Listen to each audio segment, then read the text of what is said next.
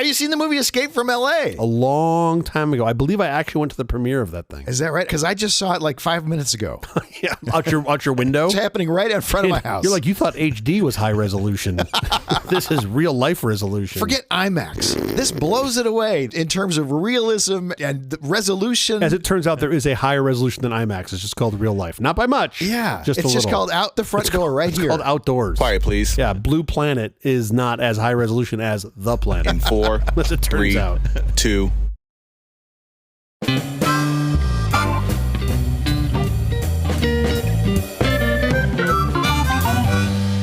The Apple Company presents a truly terrible podcast. Welcome to Nonsense Season 3, Episode 1. I'm Jeff Parker. I'm Shittle. This is our take on the week's business, tech, and entertainment headlines. This time, we'll look at surprising things about aging. Now, why would we do that? What's your birthday? Son of a bitch. Yes, we're going to talk about the fires in Los Angeles in a moment, but only where we can add something the regular news mostly isn't covering. And so far, they're doing an excellent job. So we're now counter-programming to the news? Is that what we are? First of all, our deepest sympathies to everyone affected by this. But yes, if you live here, you're probably sick of the news. So we're going to try to inject some normalcy into the crazy. But we're going to talk a little bit about the fires as well. We're going to try to contain it into one section as best we can. Normalcy isn't normally our jam. No. We're more like the nerdacy, aren't we? Sure, nerdacy is more us. That's true. Isn't that typically like the thing we inject? It's National Word Nerd Day. See, you did it. Just there. Right there, you did it. Grammar geeks and language lovers unite. Revel in the beauty and complexity of language. Whether you're a fan of long, complicated words or simply enjoy a good pun, National Word Nerd Day is for you. It's impossible for those two to unite. There's no way the grammar geeks and the language lovers could unite because neither of them leave their homes ever. And they're just nitpicking each other. Just home on forums, just debating where the apostrophe should go. If there should be an Oxford comma. Oh, do not start with the fucking Oxford comma. That is a requirement. That should not be optional. Happy birthday, CJ. Please don't get me a cake with candles. We already have enough fucking problems here in Los Angeles. Let's be sensitive. There's not enough firefighters to come and put out the number of candles that you would have on your cake. Is that it? I see what you made it worse now. Thank you. Did you know that you were born on the same day as former President Richard Nixon? I did, which by the way is the biggest reason why I can't be president, because everyone needs to have their own date. I had no idea. Also, I share my birthday with fellow Detroiter and longtime Yellow M&M, J.K. Simmons. Yellow M&M. Oh, that's right. He's the Yellow M&M. Yeah.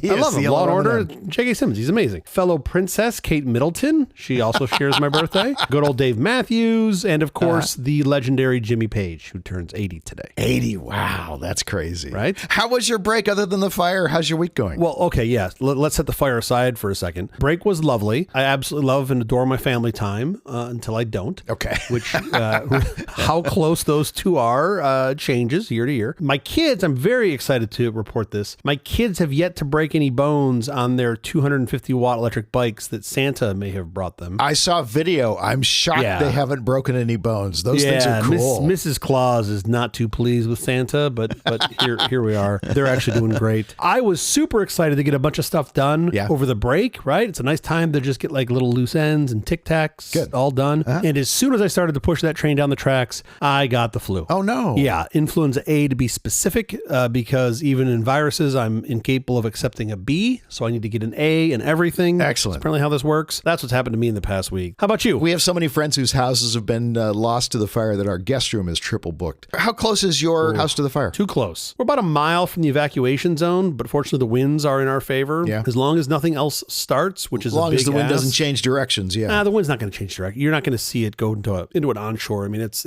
Santa Ana conditions. Yeah. I don't see that happening. But what I could see happening is an additional fire, because there have been several other fires that have popped up, as you well know, and those are the more scary ones. Before we, get too deep in this, let's just get to our headline, which is Southern California is on fire. Yeah, and not like in Fuego, like on the birdcage. Not like the good kind of in Fuego. No. The bad kind of in Fuego, like the Dante's Inferno kind of in Fuego. If you're sick of hearing about the fires in Los Angeles, this is the section for you to skip. We're going to try to keep our conversation to things the regular news mostly hasn't covered for various reasons, mostly because they can't get to everything. Sure. The Palisades fire alone could be the costliest wildfire in U.S. history. Yeah, so for people that don't know LA geography, you have sort of West LA, and then you've got Santa Monica. A lot of people know Santa Monica. To the south, you've got Venice. Below that, you've got sort of the airport and the rest. People usually know Venice and Santa Monica. Right. To the north of Santa Monica, like you have the Pacific Palisades, or you get to Malibu. It's a lovely area. I have a lot of friends that live there or lived there, I guess, previously. Sure. Super nice area. It is disconnected. The whole town is pretty much gone. It's pretty much gone. I mean, based on the videos that I've seen over the past couple days, everything to like all the way to the water has burnt. When I lived in Santa Monica, I never found good Thai food in Santa Monica. We used to go to Chalada, which is on PCH, right? Sure. Basically right in the edge of the Palisades. Right. And it's gone. The Real Inn is gone. Like everything there is just burnt to the ground. The Real Inn has been there since I was a child. Yeah. This was a restaurant that everybody, went to for forever. It is bananas to see. And I have a lot of friends that have lost their homes. And the other thing is this is really expensive property. Yeah. This is really high value property. So that will contribute to this being the costliest wildfire in U.S. history. Steve Guttenberg, you've seen clips of him, the actor, out helping. Yeah. He's been a hero. I mean, this is just lemonade out of lemons. Do you see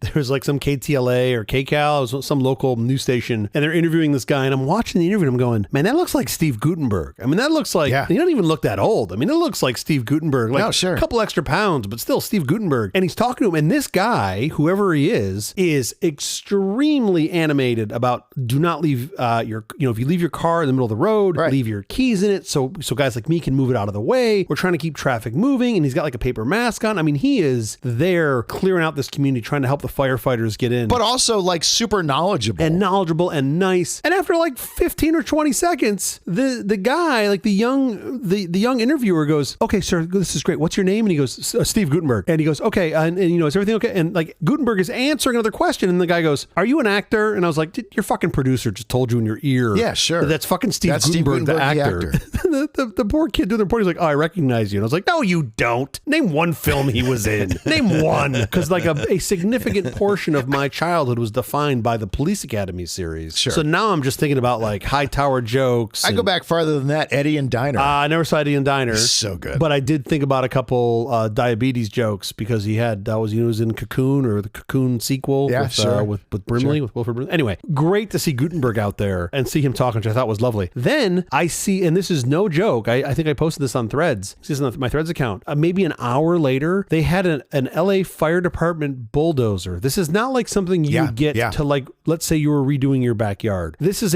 we are cutting down trees and like making a brush line, like a fire break. A very, very large bulldozer. And it is literally moving cars off of Palisades Drive because folks just abandoned them there and didn't leave their keys in them. Well, the police told them to. Yeah, the police told them to. I've read this as well. My hunch is if the police told them, they would have told them to leave their keys. I'm sure the police did, and then for whatever reason they didn't. Yeah, I mean, I get it. You think you're going to burn, you're going to run. Right. But now the firefighters cannot get up to the fire. Whoever was driving this bulldozer, I can guarantee you that dude did not wake up that morning thinking he was going to be driving a bulldozer through cars. Right. And had it been me, I would have been an idiot. I would have dropped the blade, which probably weighs, 20 tons or some insane amount, and put that thing in drive and just pushed a path through all these cars. Sure. This guy was like delicately trying to rearrange them. Every single one he touches is getting totaled, right? There's no delicacy with these giant bulldozers. The frames get bent, the panels get destroyed. Yeah, they're unibodies and the panels, and they're completely fucked. They're write-offs. Yeah. By the way, they're probably going to burn to the ground anyway. We didn't know this at the time, but they probably end up are charcoal. But instead of him just plowing through it, which that thing had enough power to do, it was not going to get stuck. My hunch is you would have had battery fires and gas leaking. It would have been worse. You'd have had Teslas explode. Yeah, sure. Well, yeah, but that'll happen just by looking at them. You don't have to touch them. You don't even get near them. You just wait long enough, and that'll happen. The LA Fire Department was prepared for 1 or 2 major brush fires, but not 4. At the time of this recording, this is crazy. We have 2 equal size brush fires, roughly 12,000 acres each. The Palisades fire. Yeah. Then you've got the Eaton fire that started several hours later. That one is even more scary from a fuel perspective because you've got the whole front side of the Los Angeles mountains that are it's just all fuel. So you watch cameras from like Mount Wilson and it's just fire and smoke. You got JPL that's in the line of, I know it's been evacuated. I don't think it's burnt. That would be terrible. Yeah. Got a bunch of friends that work at JPL as well. Go back to Mount Wilson for 1 second. Yeah. Because that's where all the broadcasting comes out. Yeah. That's where all the antennas are for all the broadcasting. You think broadcasting will stay up? I mean, if the fire gets up there, I haven't been up there in years. The last times I've been up there, they do a pretty amazing job keeping the brush around there. Sure. Down to a minimum. There's still a lot of brush around. Yeah, of course. I mean, of all the things for us to protect, if broadcast goes down. Well, you need to be able to talk to people in the case of an emergency. Yeah, I mean, I guess that's a good point. Those radio stations are super important.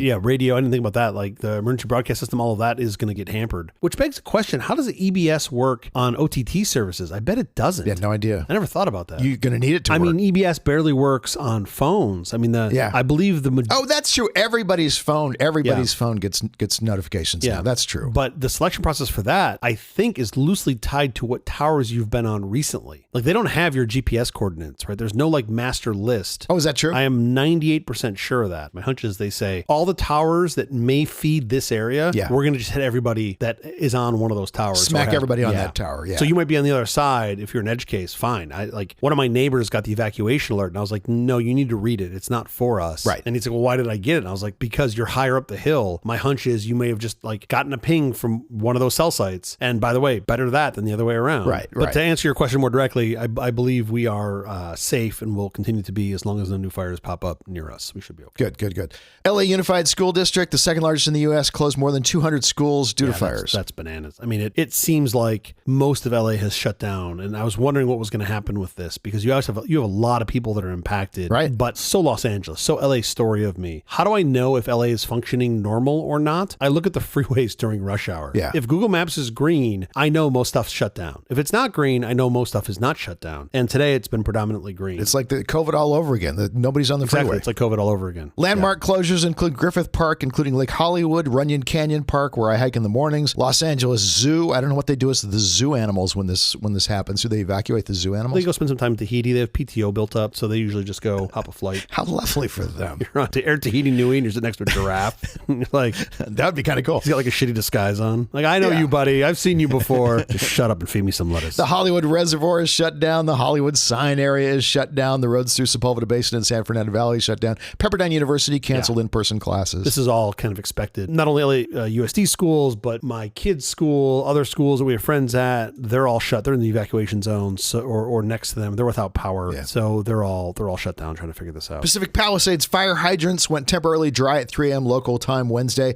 Water pressure, not simply water. The existence of water was the problem. I'm glad you pointed that out, because there's a bunch of people running on social media talking about how the reservoirs ran dry. It's not true. We have plenty of water. Newsom dumped all the extra water out, like didn't retain. I'm like, what the fuck are you talking about? Do you understand how this works? Like, and that's the problem. Most of these idiots haven't thought to think about water systems for a moment. Sure. And if they don't know how they work, they haven't bothered to Google how they work. Like, the shit's readily available. You have to get water from point A to point B. A lot of times that's pumps. We have an awful lot of power outages. And if you want water pressure, what makes water pressure? Where do you think water pressure comes from? It's fucking gravity. You've got to get the water to a higher point. But you have to pump it up to that higher point to get it to... And when all that shit's on fire, and they're also using, the numbers I had read was somewhere around 4 or 5x the water demand has been basically constantly in use since the fire started in that area. Yeah. So they've got to transfer water back to make up for that. And that's been the tough part. And there's boil water orders in some parts. Yeah. I mean, there are serious water issues for people. Their home's not even in danger, but you still have water issues. So you've got to keep an eye out for all those Once you disrupt the water system like that, you go to boiled water anytime you might have anything that's backfed into the water system, and it's seriously problematic. So the way that works, by the way, is once you lose water pressure, then you can get a backflow situation where it'll pull water back into the water system. As soon as that happens, now you can't trust any of that water. Yeah. I mean, you can use it. You just can't assume that it's pure. Right. And that's a big problem. You'll see now a lot of cities have ordinances that require backflow prevention devices, which are basically anti-siphon devices that you have to have so that it doesn't happen. And people don't get it. People don't put them in. They're like, I don't need that. And I'm like, yeah, you fucking do. Trust me, you really do. But, physics, how does that work? That's the problem. I mean, people don't understand physics. Sure. Yeah, and then you got Caruso running around saying that this is mismanagement. And okay, you might be right, but be more specific. What's being mismanaged exactly? What is being mismanaged? I'm not seeing that. Like, explain to me where the mismanagement is, because I think you're just grumpy and you just want to be pissed. Is really what's happening. Backtrack, because there's so many things on this thing I don't understand. What do you think caused these fires? No, everybody's talking about where the fires are. What do you think makes these fires start? Now, it's all conjecture, of course. Sure, but mostly when you have huge winds, and the winds are crazy, 60 to 70 miles an hour winds on the mountaintops, we're getting gusts of winds over 100 miles an hour. There's a couple things. We're in a red flag warning, which means you've got extremely high winds and very, very, very low humidity. That is a really bad combination, right? Because now once a fire starts, it will spread and fan very quickly. So red flag doesn't mean fire. Red flag means if there's a fire, it's going to be bad. Yeah. When you have high winds, especially where you've got power lines above ground and you have any sort of vegetation, trees, palm trees, whatever. You blow the vegetation into the power lines. I mean, you don't even really need vegetation. The wind alone can be enough. And they've since the Woolsey fire, I noticed that they have, I think it was mainly LADWP. There's a whole line of power that runs on the ridgeline that's the Santa Monica Mountains on Mulholland. And I watched them replace every one of those poles from like an old school wooden pole to a super tall, super stout steel pole. They've been doing this for the past several years. Sure. I'm assuming that was primarily a fire prevention mechanism so that those poles don't snap. And then once you've got power lines that spark, now you've got fire. And at the red flag, now you've got bad fire. So my hunch is most of these came from sparks from power lines. I hope that's where most of them came from. These are the most destructive winds we've had since 2011 when Pasadena got hit so hard. Oh, man. Yeah, I remember that. That was nuts. The wind blew so hard that LAX reversed traffic. Explain to us exactly what that means when they take off and land in the opposite direction. So if you've ever flown into LAX, first of all, I'm sorry. Second, the typical flight pattern is you fly in from the east and you land pointing to the west. When you take off over the ocean. The reason for that is typically the wind is blowing in from the ocean, inland a little bit. You want the wind blowing at you as you take off. Yeah, you always want the wind blowing at you while you're taking off and even while you're landing. It's arguably more important when you land, but it's really important for both. The reason it's more important for you to land is it's easier to abort a takeoff than just to abort a landing. Sure. So the problem is if the wind's at your back, it's a lot harder to make lift. If the wind's at your front, it's much easier to make lift. So every now and again, and this happens usually a couple times a year, when the wind blows from inland to the sea, LAX will flip the traffic pattern. And it's always kind of cool when you see this happen because these poor air traffic controllers now have to reroute all these planes that are coming on final approach all the way around. They're expecting to come in the other way. They're coming from the east and they got to route them around to the west. And then it makes takeoff a pain in the ass. Like it just makes everything harder. That happens now and again. Burbank also, so Burbank has 2 runways. They typically will land from the west while you're traveling east. So Burbank typically lands when you're coming in eastwardly. So they land from the west. But they've also changed their pattern the past couple of days and they land from the south, which means their final approach goes right over my house. So I see planes at like 3,000 feet that are coming in, which is always kind of interesting. This, of course, makes everything even harder for the folks that are fighting fires because now you've got air traffic that is commercial air traffic that they've got to navigate around while they're trying to drop water. Well, they're not allowing any commercial air traffic over the fire zones. Oh, yeah. They've totally stopped all of that. It is insane how much firefighting apparatus they have up in the air between these like long range spotter planes that are doing surveillance. They've got helicopters that are dropping water. They've got those Colossus double Huey helicopters dropping water. And for a while, they were all grounded. They were grounding everything because of the wind. We had such horrible wind. The wind was so bad. By the way, finish the airport story. They were not landing at Burbank in Ontario. They were rerouting to LAX, At one point, the night before last, when the wind was really bad overnight, they could not land at Burbank or Ontario. And I was watching planes, because this is what I do when I'm laying in bed and I can't sleep. I was watching planes that were coming into Ontario. They'd circle Ontario once or twice, and then they'd beeline to LAX. And you could actually see where ATC had to insert them into the lineup to land at LAX. Those guys are probably going to get priority. They probably don't have a ton of extra fuel. Sure. So they would pull planes. I could see planes that were coming in to land at LAX that were on final approach, and they'd pull them out of the lineup so they could slot another plane in and make those guys go around. If you got the fuel to make a circle. Exactly. So pretty nuts. It was also interesting, day before yesterday, I saw, I think it was like a Delta commuter plane that was getting moved from LAX to Burbank. That is not a flight segment you normally see. You don't normally see planes take off from LAX to go land. It's like a 1-minute flight. It's typically more of an Uber than it is an airplane flight. But it's pretty nuts. And then yesterday they brought in, so Air Attack called in, I think 4 large tankers and 1 very large tanker. What that means is we had an MD-87. So if you're a plane dork like me, that's an older McDonnell Douglas aircraft that was mainly used for commercial flight. That thing holds like over 3,000 gallons of retardant. And they have been doing drops with that on the fire as of yesterday. Yeah. That thing's nuts because I see that come over my house at 1,000 feet off the deck, and that is bananas to see a plane that big doing that. And then they brought in a bunch of C-130s. It's really amazing. I mean, the destruction is terrible, but seeing all this aircraft apparatus. And the fact that they can do it with no, like, I shouldn't say no, I mean, there's real risk. These guys do crash now and again. Sure.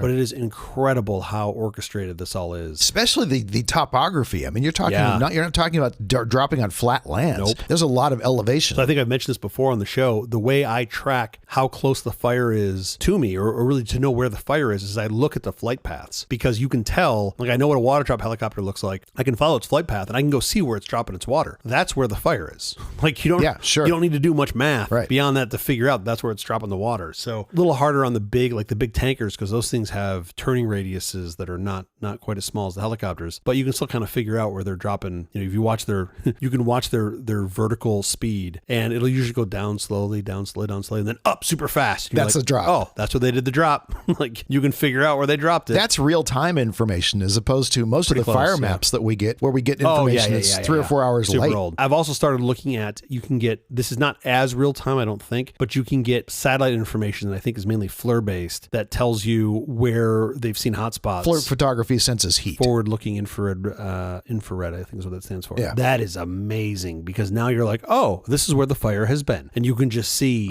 all of the heat. It's not, the one at least that I'm using is not extremely granular, but it at least gives you a good sense of the areas, the zones the fire has been in. And it's pretty nuts. The plume of smoke from the Palisades fire stretched for more than 100 miles into the Pacific Ocean on satellite imagery. Yeah, I'm not surprised. I mean, I try to find the lemonade and the lemons, and definitely some of the lemonade here is that because it's a wind that's blowing out to the sea, that means the fire is not blowing inland to more homes, right? It's blowing out to the sea. And also all that smoke and all that shit that nobody wants to breathe is blowing out to the sea, and not where it can dissipate over, 20 million people in Southern California. Yeah. Now the Eden fire, that's the Palisades fire. The Eden fire, which is out in Pasadena land, that stuff is hovering and is blown around. I've had a couple friends that have evacuated, not because they're near the fire, because they just can't breathe. And the smoke is so bad that they're getting out of Dodge. We've had orange light all morning, which is what the sunlight looks like when it's filtered through the smoke. Again, if you set aside all the destruction that's happened, it's kind of amazing. It's kind of beautiful to see. Like this morning, I had what felt like sunrise light for 3 hours. Yeah, because it just happened to be going through the cloud as it went over my house. Sure. Which was pretty interesting. On another topic, speculate for me, the Rockwell OV-10Bs. Why are they in the air? Oh, that's an interesting plane. That's one I didn't know about until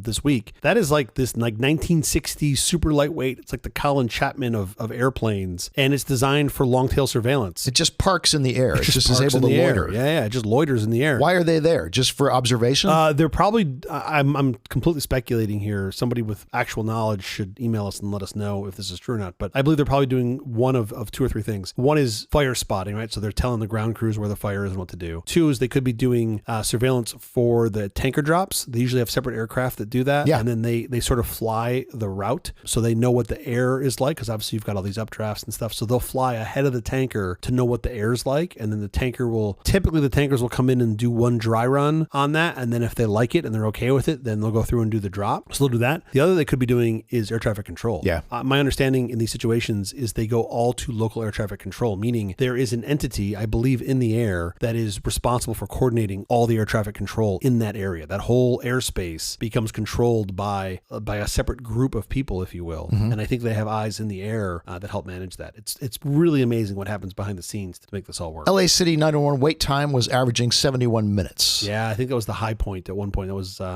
yesterday, the day before yesterday. You had so many issues happening all over, not necessarily related to the same fires, but power lines sparking. People were calling and trying to get stuff to happen. And I saw a lot of grumpiness. Again, people, I think, just not maybe thinking as much as they should on social media, saying like, oh, these power lines are sparking. I called the fire department and they said to call, when it catches fire. And the guy's like pissed about that. I'm like, what are they supposed to do? Right. They're the fucking fire department. This is what they do. And they can't be everywhere. He calls LADWP. So much personnel. Like LADWP dispatches answering, and he's like, turn the power off. And they're like, we can't. And it's like, there's not some fucking cabal conspiracy that wants to watch your house in Encino burn. Right. They can't just turn off power like that. This isn't how this works. Well, they talk about all the time. They talk about shutting off power on purpose. Oh, yeah. We had 400,000 consumers without power that may or may not have been on purpose. Yep. And they're talking about another 400,000 customers, cutting it to another 400,000 So they've started doing customers. this in especially high wind areas where they know they've got transmission lines where this could happen. I think it's brilliant. Again, it's probably a lot safer than keeping that power live. Oh, yeah. But it's this balance, right? I mean, you can't turn off everything. everything. And some of these areas, like this one video that I saw, this guy was bitching about power lines. I'm not certain where he is, but I think I know where he is. And he's pretty close to a hospital. So I'm also not sure they can just turn off your fucking power because you have a hospital that's like 4 blocks away. Right.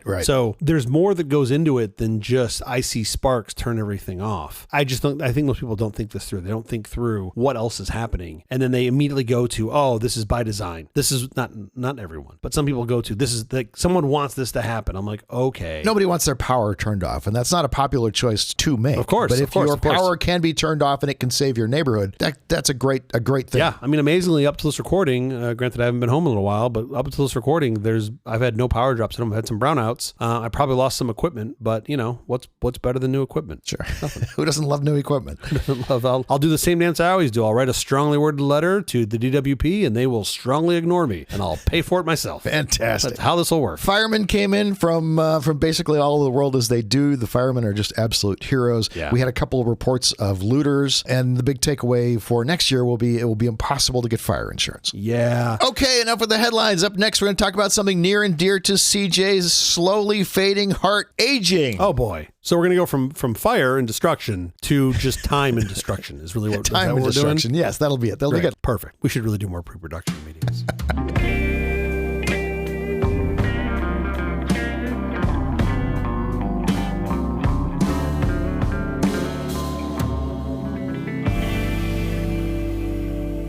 Hello. CJ, happy birthday. Thank you. Since it's your birthday, I thought we might look at some surprising things about aging. No, thank you. Some of these will come as a shock. Some of them will come less as a shock. I doubt any of this is going to come as a shock. I just know it's just a bobsled ride to the bottom. It is fascinating how our bodies and minds change as we age. Yes, that is a very interesting way to say deplete. Fascinating and terrifying. Yeah, I mean, the best part about it, though, is it's all just inevitable. Like, there are very few things. Nothing you can do. Exactly. This is just time ticking forward. You get no say. It doesn't matter how much Tupperware I sleep in or how much formaldehyde I drink. It's just going to continue to happen. You and I have not gone out for a good glass of formaldehyde. No, we many have years. not. We really haven't. It's been a hot minute. We should do that again. Let me give a quick tip of the hat to WebMD, which inspired all of this stuff. The folks at WebMD. That's impressive. Even the web archive, even the Internet Archive is like, oh yeah, no, we don't scrape that. It's too old. We don't go to WebMD. No. Mm-mm. By the way, here's what I understand. Yeah. WebMD obviously is a staple. I make fun of it. How come there's no web DDS? You would have thought there would have been a web DDS, but there's just How not. would that work? You just go there and you ask it questions. What are my symptoms? My symptom is my tooth hurt. All right, great. Go see a dentist. It seems like the flow chart's pretty simple on that one. Just the FAQ is just 2 questions. That's it. It's the easiest. Go to dentist. All right, hold on. I'm buying webdds.com. Give me a second. So as you age, as it turns out, and this part will surprise you. I'm sure you didn't know this. As you age, you get physical changes. Of course. Things change. Handsomer, You get more attractive, thinner, You do get more svelte. Actually, I have seen people who have gotten quite a bit handsomer in their senior I have years. Also seen George Clooney. You and I are not those people. But that's no one. The number of people that happens to is just minuscule. Yeah, you and I are aging like fruit. Not even like long-term shelf fruit, like fruit that they're like, this is going to be bad by the time you get home. Like a little bit like Applehead dolls. You ever seen an Applehead doll? No, what the fuck is an Applehead doll? Man. I'll put a link in the show notes. I mean, I have been called many things in life, sir, but no one has ever called me an Applehead doll. You get shorter. We're going to get shorter. Yeah. I think I might already be getting shorter. I don't know. I can't really tell. Spinal compression and changes in posture. Changes in posture seems like you could do something about that. Sure. But spinal compression, you can't do anything about that. You're getting shorter. Well, you can do spinal expansion. Ouch. Like on a rack? Spine How do you do that? dash XFVZ space. I tried to put a tar joke in there, but it was hard. I'm not doing that. You know, tar? What do you use? 7-Zip? I do use 7-Zip. I love 7-Zip. Do you still use tar? I have to use tar all the time. Oh, no, that's awful. Why do you have to use tar all the time? Because I'm on machines that I don't manage and I don't want to install a bunch of random shit on. So I use tar and G-Zip. No. Everything's 7-Zip with a strong password. What's wrong with tar and G-Zip? Tar and G-Zip? You have nothing. Wait, hold on. Is 7-Zip even open source? Yeah. Are you sure? 100%. FOSS? 100%. 7-Zip is full FOSS. Look it up right now. I mean, I believe you. Folks, if you are compressing if you're zipping your files, 7Z is the way to do it. Well, okay, look, most of 7-Zip's code is under the GNU LGPL license, but some parts are under the BSD3 clause license. So really... all open source. Okay, let's get back to aging. Yeah. Your feet are going to get bigger. You're going to get clown feet, CJ. What do you mean clowner feet, I think is what you're looking for. Just to add insult to injury, you're going to get shorter and your feet are going to get bigger. But the nice thing is it's harder to tip you over. I mean, it's got to go somewhere. Well, first of all, Weebles wobble, they don't fall over is last time I checked. That's what I've heard. I'm pretty sure it's just like a whoa, and then I just come back. I think is how that works.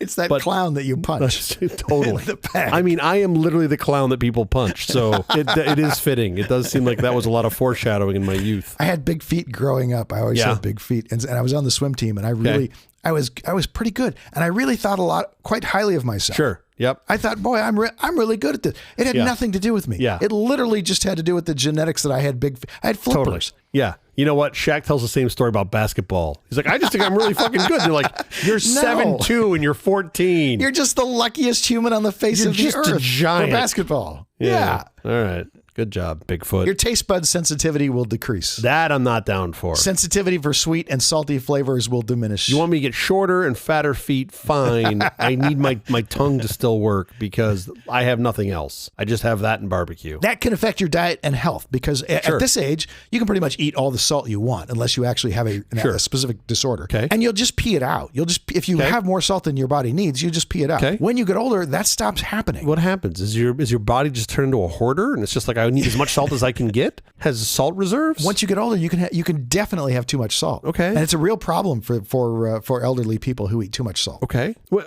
hold on. I need a little clarification. Yeah. For the sake of this conversation, yes. Are the hosts of this show in the elderly category or in some other category? Other. We're still other. We're other. Okay. We're elderly adjacent. Is that what we're knocking around? I think our parents are reaching the elderly stage. I mean, there are literal groups, like loyalty groups set up for people that are our age. I just want to be clear that there are folks that have gotten together and said, we have so little in common other than age that we now want to have a group with an association and lobbying power. That's all. I just wanted to point that out. Your hair can change texture. It can become finer or coarser, not necessarily just finer. And it, of course, is going to change color. You'll probably go gray, or at some point you may even go white. Sure. Or it just may all fall out. It may just go away. Yeah, that's also an option. But the nice thing is you will gain hair in both your nose and places. ears. It's a migration, really. Yeah. They're like Canadian geese. They just start going south, not just for the winter, but for all the time. Sure. Older women might start to notice hairs on their chins. Oh, that's This is all change, all because of change in hormones. How does that work? How are they just like chin? Here we go. Like, I don't know, but it does. Okay, so my hair's going to change. Your skin's going to get thinner.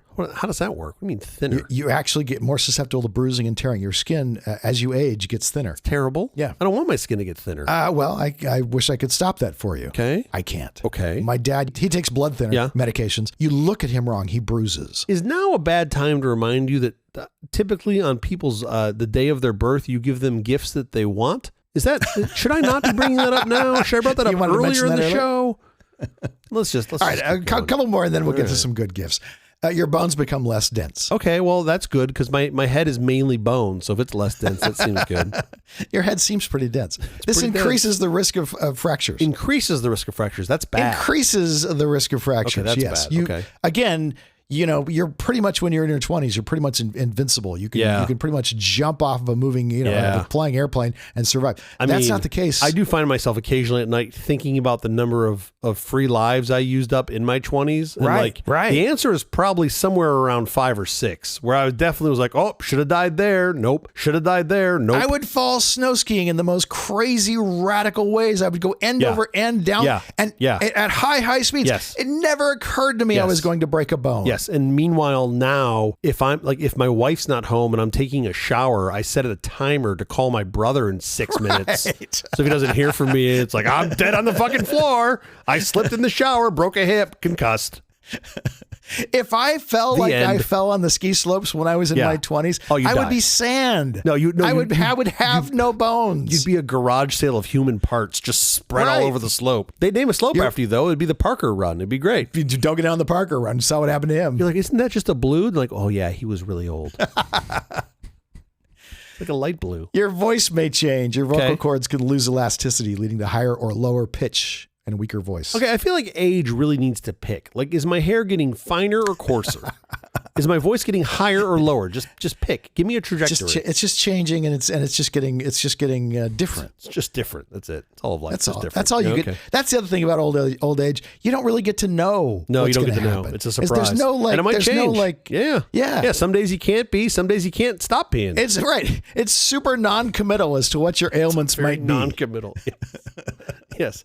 Yes. Age is a very hedonistic bitch, is what it is. Yes. Yeah. Yes. All right. Understood. Your eyesight gets worse. Yeah. Oh boy, this one I know. Yeah. I hit 40, and the day after, I was reaching around the room like I was Stevie Wonder. I was like, who's talking? Where are you? Who's making that sound? I mean, I don't know if I was 40, 41, but sometime in my early 40s, my eyesight went from like stable my entire life to I can't see anything within 5 feet of my face. Oh, sure. For me, it was 47. Literally 47. I could read anything on the smallest type, whatever. 47 and a half. My arms were suddenly not long enough. I mean, I remember like looking at people not much older than me being like, wow, you've got your font really big on your phone. Now I'm the guy at restaurants who's like, I really don't want to turn on my phone to light this up. How am I going to know what I order? So I just like every restaurant's a Denny's to me. I just point to shit on the menu. I'm like, I'll have that. Like, sir, you want the oxtail? Like, without hesitation, I light my phone up so I can see what's on the menu. We were literally at dinner last week, and I was unwilling at Mozza. We were literally at Mozza. I was unwilling to turn on my fucking flashlight. Can't see in Mozza to save my life. I have to turn on my phone. Nope. This place has a star. I'm not turning on my fucking flashlight. So I did what any regular human would do. I took pictures of the menu in low light, which my iPhone 16 Pro from Apple does just fine. And as I'm scrolling through them, my friend's laughing at me that I'm doing this. I accidentally scrolled back one picture too far before the menu picture. And what was it? Porn. A picture of a fucking medicine bottle that I also couldn't read at home. And I just started laughing, and I showed them my reel. I'm like, my reel is 1/3 things I can't read that I have to zoom in on. But like imagine how much harder that would have been in the land before. I mean, also before phones, sure. Mozart, for fuck's sake, like why are you using a 6-point Calibre font? Like bump it up a little bit so I can see what's going on here. I use small fonts on my phone, and it does take me a little longer to read, but I use small fonts because I don't want everybody to read. I don't want cue cards so that everybody in the world can read my phone. Yeah. It's like those kids that have the little, like the text message tones that are high pitched so nobody over 30 can hear them on their phone. It's like that. I don't know about those. You don't know about this? No, I've never heard that in my life. Oh, no. As you get older, just naturally, the upper bound of your hearing. No, I know that part I've heard. That part I know. So these kids. But I didn't know kids did that for the text tones. They'll put like an alert tone on their phone that's super high pitched that only they can hear. Oh, that's you know this? It's like this whole like inside. And the other version. Why don't they just set it to vibrate? Well, what's the fun in that? I don't know. The other version of this story that I love is so like 7-Elevens or some shit figured this out a while ago, and to keep kids from loitering in front, they would just play these high pitched tones where like any regular because it would irritate them. Because it would irritate them. Yeah. I wondered why there's music out in front of our 7-Eleven. A lot of them to keep them from loitering. Yeah. Yeah, I had no idea. Pay attention to what it is. It's probably something that's not very popular. Okay. It's never songs that I've heard before, but that in my neighborhood, that's normal. Yeah, it's of course. There's always, unless you're at the Belmont Village, any neighborhood you go to, it's not going to be. You're not going to notice any. I find generally on like when I'm watching Name That Tune, I don't know most of the tunes from the 90s on. Wait, is there a current version of Name That Tune? Yeah. What? Oh, it's good. It's great. Oh my God! I said for years if they remade that show, I would do really well on it. Oh no, I didn't know they remade that show. Oh really? It's so good. Yeah, Randy Jackson is the musical director, and Jane Krakowski is the host. Oh, it's great. This is what I've got to go see now. By the way, this is the next symptom of being older. You reminisce about old television shows that weren't that good, as if they were the greatest things to have ever been put to TV. Man, that Alan Funt sure was funny. Was he?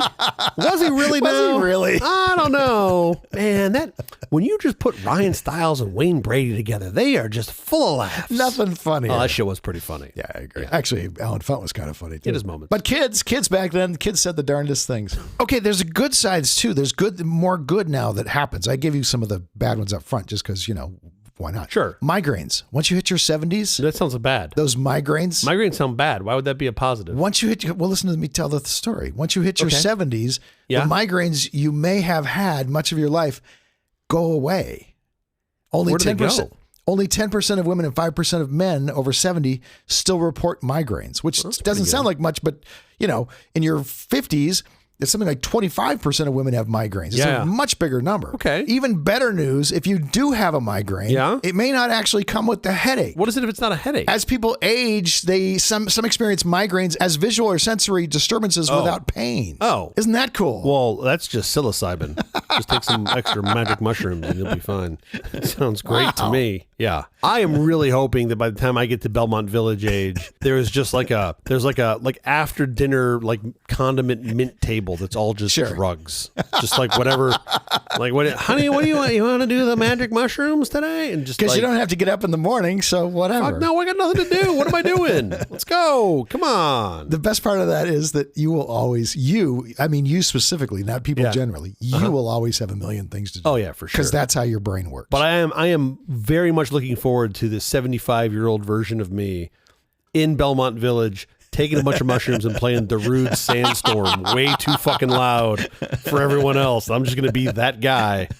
Yeah, it's like with my glow sticks. There's a good chance you'll become the morning person you've always wanted to be in your 60s or late 60s, because our sleeping patterns can shift as we age, so we get sleepier earlier and wake up earlier. Okay. That seems to work out well. One study showed that even though folks over 65 tend to wake up during the night, most said they regularly get a good night's sleep. Oh, is that just like a reduction back to circadian rhythm? Is that really where that comes from? Like you just fight it your whole life, and then when you're older, you're like, no, I'm going to be up when the sun's up. I do know that my brain kicks in at about 4:30 in the morning. Okay. No matter what time I went to bed. If I went to bed at 2 o'clock in the morning, wakes up. 4:30 in the morning comes, and I'm awake. I've got things I wanted to get going, get doing. I, for years, have been telling people, not for this reason, for other reasons, that you have the brain of a rooster. So clearly I was half right. Like, I do.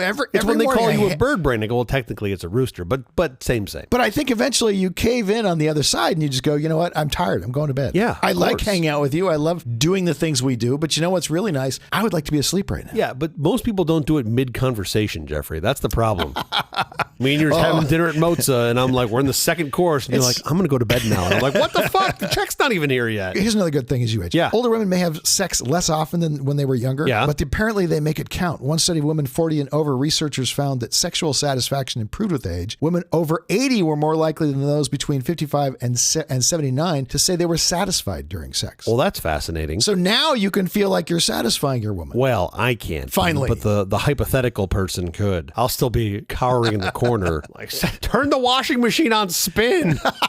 Sit down. Who had washing machine on spin on their bingo card for episode 1 of this season? I'm going to go on a limb and say a non-zero number of people, I think, that know me well enough would have been like, whatever our bingo cards are that we should still make for this show. Okay, mental and emotional changes. Okay. You ready for this? Yes. Happiness can increase. I like that. Studies suggest that happiness levels often rise in older age, particularly in the 70s and 80s. In in the 1970s and 1980s? Those were the years right there. If you didn't live in those years, you're not going to be happy. No, your 70s and 80s, your age. Oh, in your age. Yeah. That makes sense. I mean, I've always surrounded myself with older friends. They've always have a tendency to be happier. So, yeah, that makes sense. I can buy that. Now, is that true, or you're just less aware of everything going on around you? Oh, I don't pay attention to them. You just seem happier. You're just sitting in the corner giggling like an idiot. I mean, at some point, I really want to believe, I truly want to believe that all people get to the state where they realize that there is an end and they go, man, what else do you have? Like, let's be happy. Hopefully you figure that around 40. Hopefully you figure it out earlier than that, but as early as possible. The sooner the better, yeah. But there are a lot of people, certainly, later than 40. And I think some people, unfortunately, that go all the way to the end that never figure that out. And they're chasing whatever the thing is. That's just sadness. That's actually depressing. Yeah, depressing for them, not for me. Fuck. No, I'm so glad you brought that up. I'm going to go cry now. Let's all go have a good sob, and then I'll go back to being happy. We'll be fine. Excellent. Problem-solving skills may improve. Okay. Older adults often have more life experience to draw upon, aiding in conflict resolution. Yes, of course. I mean, my favorite quote, good judgment comes from experience. Experience comes from bad judgment. Old people have made a lot of bad decisions. And so they've learned a lot. Yeah. Your brain doesn't necessarily decline. Okay. I didn't know this was the case. While some cognitive changes are normal, the brain can retain plasticity and continue to learn and grow. Now, that doesn't happen in all elderly people, but it does happen in a good percentage. Yes, the plasticity in my brain has been slowly replaced by concreticity. Yes. Yeah. I'm sure of it.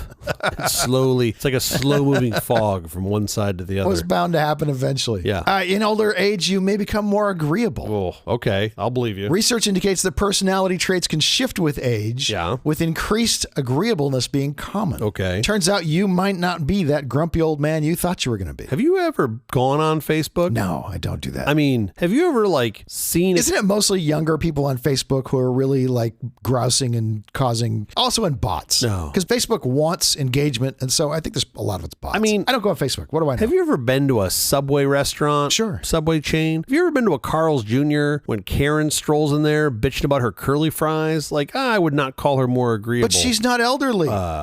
Okay, Marge. Karen's in her 30s. No, this Karen was old as shit. She was definitely, I wasn't at the Carl's Jr. theoretically. A friend of mine was there. I wasn't. Sure. I don't get the Star Burger, the Quarter Pounder. Again, I go to Carl's Jr. about as often as I go to Facebook, which is pretty much never. Okay, from now on, whenever you go to Facebook, you have to go to Carl's Jr. and vice versa. Wow. Those two are forever coupled. I like to believe that people as they get older become more agreeable. This might be back to the earlier point. They may just be like, what the fuck is the point of disagreeing with you? We're all going to die soon. I might as well just be happy. Maybe that's where that comes from. That's such a depressing way to look at that. Oh, the philosophical rabbit hole with me is very black and white and dark. You're very dark right now. Oh, yeah. It is. Well, you get 40 more trips around the sun if you're lucky. All right. Enjoy it. Or be miserable the entire time. You choose. I don't care. I'm not going to tell you what to do. As you progress to your 40s and beyond, you become more in tune with other people's emotions. Yeah. And that insight into how others think and feel can make living with your loved ones easier and help you get along better with your coworkers. Yeah. Understanding people and what they're going through and trying to be, I don't know, what's the word, empathetic? You gain empathy as you age. Incredible. I would really hope more people would either gain more empathy or just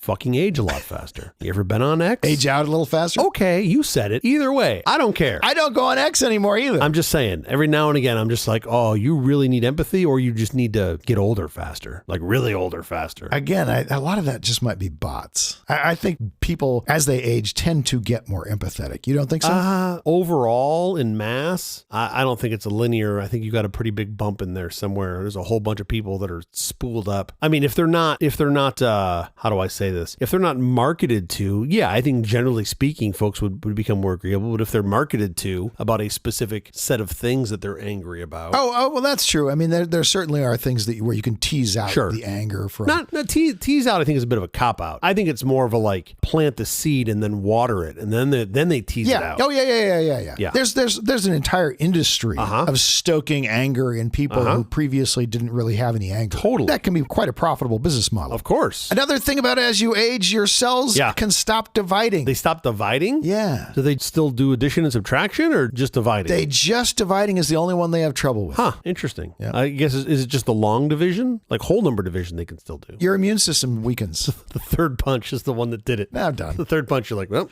this truck is moving forward. It's occurred to me that I'm getting older, and so let's just move on. Next. Yeah, so your immune system weakens. The immune system weakening is the one that kind of scares me the most because I used to be like bulletproof, iron chainmail. Yeah, of course. And now, over the break, I was at a fucking Lego Discovery Center, and a kid across the room half coughed, and I was like, "What was that? Cover him in sanitizer." And whatever he had, you got. Yeah, I did. Sadly, that's where I got it from. Aging is influenced by genetics and lifestyle. Factors like diet, exercise, and stress play significant roles. Your body becomes less efficient at regulating temperature as you age. Wait, so you're saying diet, exercise, and stress are the big ones that have significant roles? They're huge ones, sure. All right, well, 1 for 3 is not bad. Of the things you can control, genetics obviously you can't control. Sure. Well, you can, but you just need a time machine. I saw Back to the Future. I have different parents make me? How does that work? Well, it's a different version of you. Split timeline, something. You're increasing your sensitivity to heat and cold. Okay. You can simulate that by moving to Florida or Minnesota. And maybe that's why there are a lot of snowbirds. A lot of people do move to Florida as they get older. They just don't want to be in the cold anymore. I do find it amusing when people refer to Florida as Michigan's Lower Peninsula. I've never heard that before. Or Lower Peninsula. I forget what the fuck they call it. Because there's an Upper Peninsula and a Lower Peninsula in Michigan. They call it the Lower Peninsula. Because everybody in Michigan, the people that I know that still live in that state, their end game, their life goal is to move to Florida. Oh, to get to Florida. Sure. Yeah. So many people on the East Coast, that's the case. It's like they just walk as far to the southeast as you can. Yeah. Then stop, then wait for death. Okay. That's basically their plan. It's their end game. If you're retired, why not? Why would you want to, struggle around in winters? No. I'm not saying you should struggle in winter. I'm just saying don't go to fucking Florida. Are you kidding? Well, you want to come to California or San Diego? Sure. Any West Coast state. Yeah. Okay. I'm not have to be all like elitist. I think people do what they know. It's a shorter vacation to go to Florida. They get to know Florida, and so Florida is where they think when they retire. Oof, all right. Recovery from illness or injury may take longer due to changes in cell regeneration and overall body function. I mean,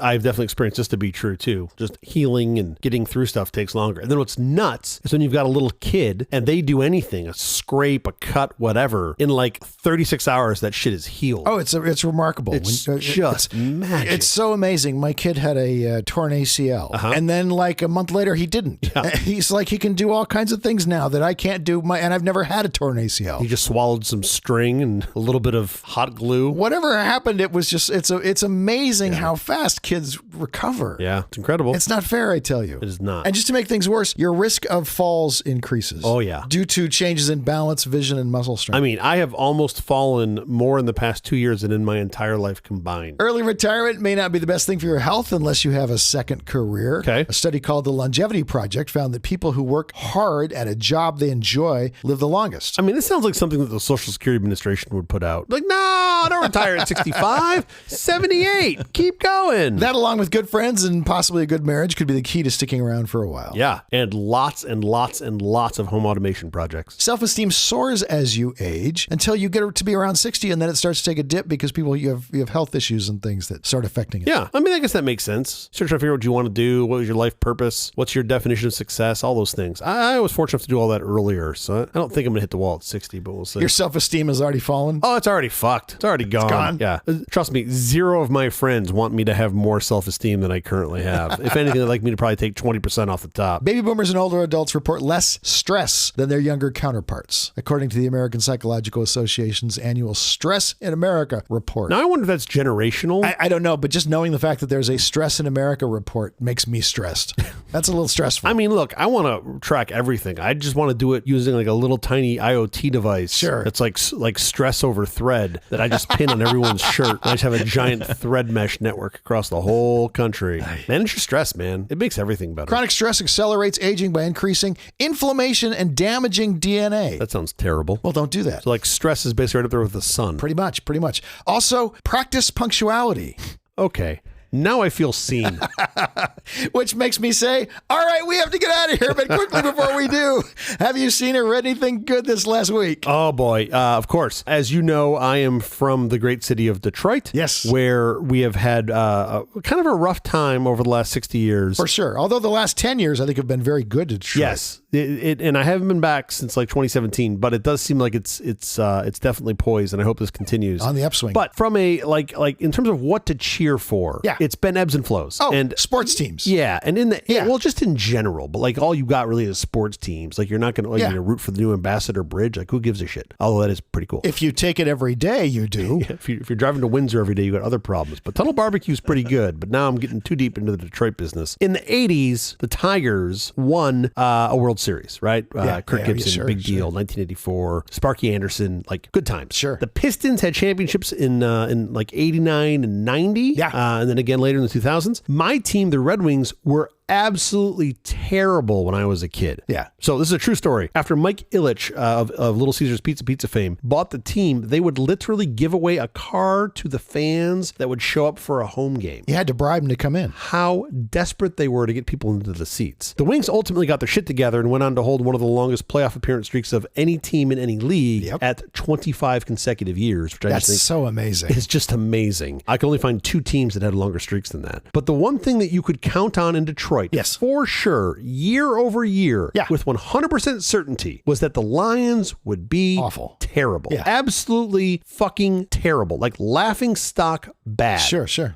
Literally for years, when people would ask me, "Hey, what football team do you root for?" I would say the same joke. I would say, "Man, I'm from Detroit. We haven't had a professional football team in 60 years." Of course. And they would laugh, and that was the joke, and we would move on and talk about something else. Up until this season, I've only owned one piece of Lions paraphernalia. Sure. It's a tribute to their perfect season of 2008. Yeah, sure. I distinctly remember when I ordered this, it was after their 16th loss. 0-16, yeah. 0-16. And I promptly ordered an official Lions t-shirt from the NFL store. Like, literally did this online with the last name Owen and the number 16. Owen 16. And amazingly, they made it and sent it to me. So I have a Lions t-shirt, an official Lions t-shirt that says Owen 16 on it. Funny. And I wear it every year at Thanksgiving, and I think it's hysterical. But now, holy shit, man, the Lions look amazing. It's a different time. Right? The NFL showcased the last game of the season as the Lions-Vikings game. This was Sunday Night Football this past Sunday. Yeah. It was in Detroit. I was planning on going to it, but got the damn influenza, so I stayed home to watch it. It's a team who's just got this never-ending string of injuries. Yeah. Their entire starting defense line was out at one point, it seems, and it does not seem to matter what happens. They've got guys playing with plates in their arms and carbon fiber casts on. Third-string dudes are rising to the occasion, and it's just been amazing to watch. They're the number one seed in the NFC, and I can say with certainty that this past Sunday, I clapped more for the Lions in that one game than I have in my entire life combined in totality. Yay! It's just been really fun to watch. How fun. Hopefully they make it to the Super Bowl. Hopefully they win the Super Bowl. I'm excited to go if they make it. I love it. And watch what happens. So anyway, that's been my, that was the thing I watched this week. How about you? Shrinking Season 2 on Apple TV. Jason Segel plays a grieving therapist who decides to become drastically more involved in his patients' lives. With Harrison Ford, Wendy Malick, and a host of incredible talent, including Ted McGinley, who's ridiculously great in this. Yeah. And good news, let me just throw this in here. Apple has greenlit Season 3. Sure. You want to take that one at a time. Truly terrific writing. I don't know why they do one at a time. I don't know why they don't just say, after seeing Season 1, how good Season 1 was. Sure. Guys, guess what? We're going to renew you for 2 through 5. Yeah. Or 2 through whatever, 2 through 6. And the music's great too. They do a great job with the music on that show as well. The music's fantastic. I've not seen Bad Monkey, but I kind of want to try it Bad Monkey's great as well. That's the other one. Ted Lasso, Bad Monkey, and Shrinking are all put out by the same person, Bill Lawrence. Shrinking Season 2 on Apple TV Plus now. I really need to watch that whole series, man. I'm so far behind. That is the episode. Thank you for joining us for all this nonsense. It's truly terrible podcasts from The Awful Company. Visit us on the web at nonsense.productions. I'm CJ Little. I'm Jeff Parker. If you like this program, please follow, download, subscribe, and like at Apple Podcasts, YouTube Music, YouTube, Amazon Music, AntennaPod, iHeartRadio, Spotify, still my personal favorite, Overcast, or wherever you may get your podcasts from. Nonsense Studios are automated by Home Assistant, open source home automation that puts local control and privacy first and is powered by a worldwide community of tinkerers and DIY enthusiasts. Forget Alexa, HomeKit, SmartThings, and Google Assistant. Those are children's toys compared to Home Assistant. This is 100% true. It also reminds me of a question that I saw recently where someone asked, is there a language that has the ease of Python but the power of C and C++? To which some smartass that wasn't me responded with, yeah, it's called Python. I thought it was really funny. A scripting language, yes, of course. It's not scripting. How dare you? It's a scripting language. Special thanks to our floor director, Joey Jewell. Thank you, Joey. We'll be here every Thursday morning for more nonsense. Please join us.